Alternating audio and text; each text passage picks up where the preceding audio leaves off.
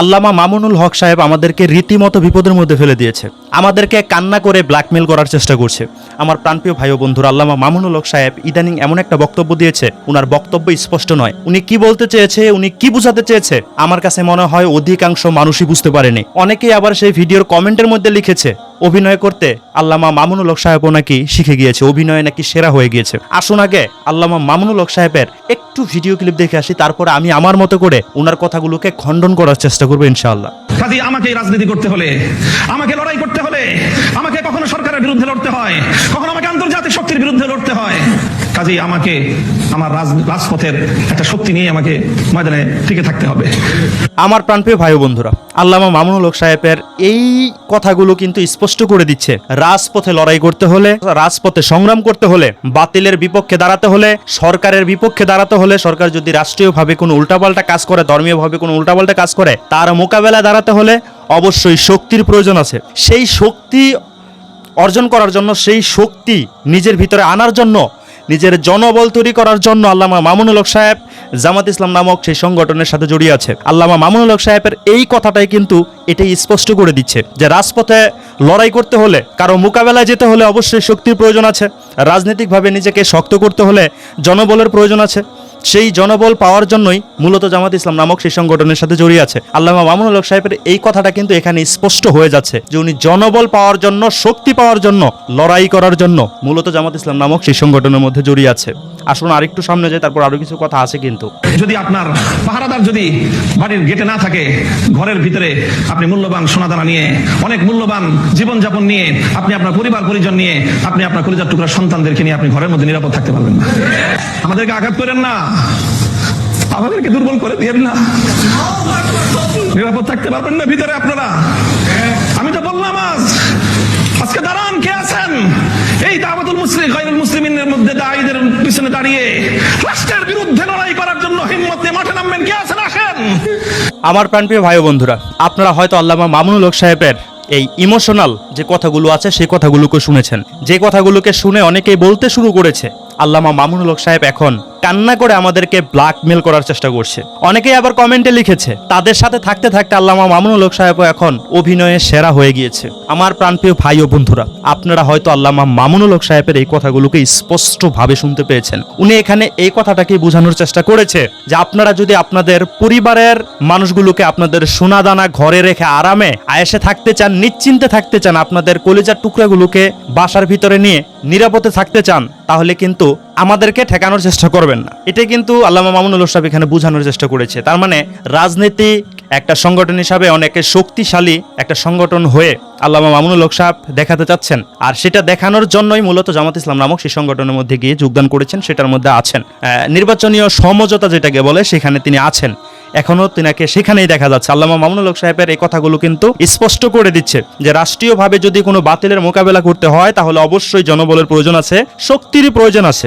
মূলত সে শক্তির জন্যই আল্লামা মামুনুল হক সাহেব কওমি অঙ্গন থেকে জামাত ইসলাম নামক সেই সংগঠনের মধ্যে গিয়ে নির্বাচনীয় সমঝোতার মধ্যে আছে, একটা শক্তির জন্য, আমাদেরকে ঘরের ভিতরে নিরাপদে রাখার জন্য। এখন আমার কথা হচ্ছে প্রাণপ্রিয় ভাই ও বন্ধুরা, এই জামাত শিবির কখনো কি চেয়েছিল বাংলাদেশটা স্বাধীন হোক?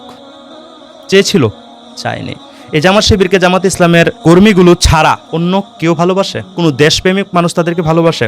কোনো কওমি ঘরানার মানুষগুলো ভালোবাসে? এই আল্লামা মামুনুল হক সাহেবের কারণে অসংখ্য অগণিত ছাত্র এই জামাত শিবির নামক সেই সংগঠনের দিকে ছুটছে কিনা? অবশ্যই ছুটছে। তো উনার ভূমিকাটাই তো সবচেয়ে বেশি কওমি অঙ্গনকে দুর্বল করার। উনি এখানে ইমোশনালি কথা বলছে, কান্না করে কথা বলছে।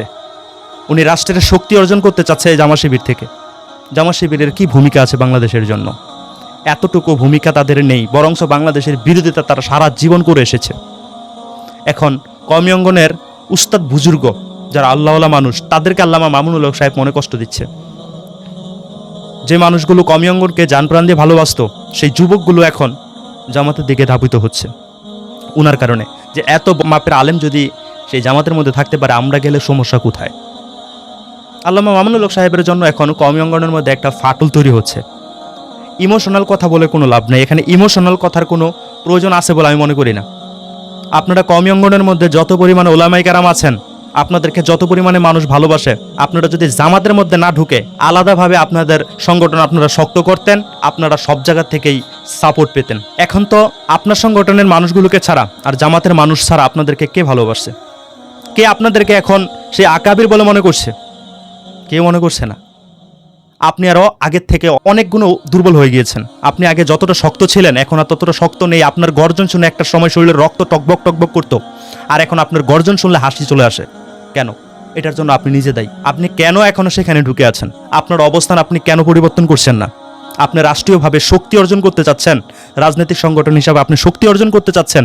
আল্লাহ পাক রব্বুল আলামিনের ফরজ বিধানগুলোকে আপনি বর্তমান জবাই করে দিচ্ছেন, পদ্মাকে জবাই করে দিচ্ছেন। আমরা দেখতে পাচ্ছি না? আমি স্ক্রিনে দেখাবো, আপনার কিছু স্ক্রিনশট দেখাবো। আপনি এই রাজনীতির নামে, জনবল শক্তি করার নামে, রাজনৈতিকভাবে শক্ত হওয়ার নামে কি কি করছেন, এগুলো কোনো কমি অঙ্গনের ওলামাই কেরামের কাজ হতে পারে না। একজন আলেম হিসাবে, একজন বিজ্ঞ আলেম হিসাবে আপনি যে কাজগুলোকে করছেন এটা ঠিক না। জামায়াতের পক্ষ হতে বলা হয়েছিল তারা ক্ষমতায় যেতে পারলে শরিয়া আইন বাস্তবায়ন করবে না। এটার ব্যাখ্যা আল্লামা মামুনুল হক সাহেব এমন ভাবে দিয়েছে, যার ব্যাখ্যা সে দেয়নি, আল্লামা মামুনুল হক সাহেব দিয়েছে। আস্তে আস্তে শরিয়া আইন বাস্তবায়ন করবে, মানে তাদের সংগঠনের মধ্যে ঢুকে এখন তাদের তেলবাজি ছাড়া আর কোনো কিছু বুঝতে পারছে না। আল্লামা মামুনুল হক সাহেবকে একটা সময় জান প্রাণ দিয়ে ভালোবাসতাম, আর এখন ওনার কথাগুলোকে শুনলে হাসি আসে। আল্লাহকে খুশি করার কোনো কাজ তাদের মধ্যে দেখা যায় না। তারা পদ্মা মানছে না, এত বড় আলেম হয়ে পদ্মা মানছে না। মেয়েদের দিকে তাকিয়ে থাকে বেক বেক করে, আবার বলছে জনবল আমাদেরকে নিরাপদ রাখার জন্য রাষ্ট্রীয়ভাবে শক্তির দরকার আছে, এটাই হলো শক্তির উৎস। এই জামাতের সাথে মিলে আল্লামা মামুনুল হক সাহেবের অবস্থা 12টা বেজে গিয়েছে। কমি অঙ্গন থেকেও সে হারিয়ে যাচ্ছে, মানুষের ভিতর থেকেও হারিয়ে যাচ্ছে। মানুষের যত পরিমাণে ভালোবাসা ছিল সেই ভালোবাসাগুলো আস্তে আস্তে ধ্বংস হয়ে যাচ্ছে। এখনো সময় আছে। আল্লামা মামুনুল হক সাহেব নিজের অবস্থান পরিষ্কার করার দরকার, নিজের জায়গা পরিষ্কার করার দরকার। উনি কোন ধারা রাজনীতি করতে চাচ্ছে এটা স্পষ্ট করার দরকার। এই সমস্ত কান্নাকাটি করে কোনো লাভ নাই। কান্নাকাটি করা ওই সময় মানায় যখন এই দেশবিরোধী সংগঠনের সাথে জড়িয়ে না থাকে। এই দেশবিরোধী সংগঠনের সাথে জড়িয়ে আল্লাহ পাক রব্বুল আলামিনের ফরজ বিধান পদ্মাকে একদমই মানছে না, রাষ্ট্রীয়ভাবে শরিয়া আইন বাস্তবায়ন করবে না বলেছে। এটাকে উনি ব্যাখ্যা দিচ্ছেন শরিয়া আস্তে আস্তে বাস্তবায়ন করবে, অথচ তাদের ইস্তেহারের মধ্যে ইসলামের কোনো বালাই নেই। আল্লামা মামুনুল হক সাহেবের পক্ষে সবসময় আমাদের ভিডিও বানানোর কথা ছিল, আর এখন আল্লামা মামুনুল হক সাহেবের বিপক্ষে আমাদের কথাগুলোকে বলতে হচ্ছে। কালেমা ঘোষিত পতাকা এটাকেও নামিয়ে ফেলতে বলছে এখন। মানে ক্ষমতায় যাওয়াটা এতটাই কাম্য হয়ে গিয়েছে, ক্ষমতায় যেতেই হবে। কই, ক্ষমতায় তো যেতে পারছেন না, এত কিছুতে করছেন, ক্ষমতায় তো যেতে পারছেন না। ক্ষমতার মালিক তো আল্লাহ। যাই হোক আমার প্রাণপ্রিয় ভাই ও বন্ধুরা, আল্লামা মামুনুল হক সাহেবের অবস্থান কিন্তু এখনো স্পষ্ট হননি। উনি এখন পর্যন্ত ওনার অবস্থান স্পষ্ট করেননি। অবস্থান যদি স্পষ্ট করতো তাহলে আমাদের জন্য ভালো হতো। তিনি কি সেই সংগঠনের মধ্যে থেকে কি নিজের জনবল বাড়াতে চাচ্ছেন? সেই সংগঠনটাকে কিন্তু তারা ছাড়া অন্য কেউ ভালোবাসে না, পছন্দ করে না। তাদের সাথে থাকলে আল্লামা মামুনুল হক সাহেবের পতন আস্তে আস্তে হতেই থাকবে, উন্নতি হবে না। সবার ভালোবাসার থেকে উনি বঞ্চিত হতে থাকবে।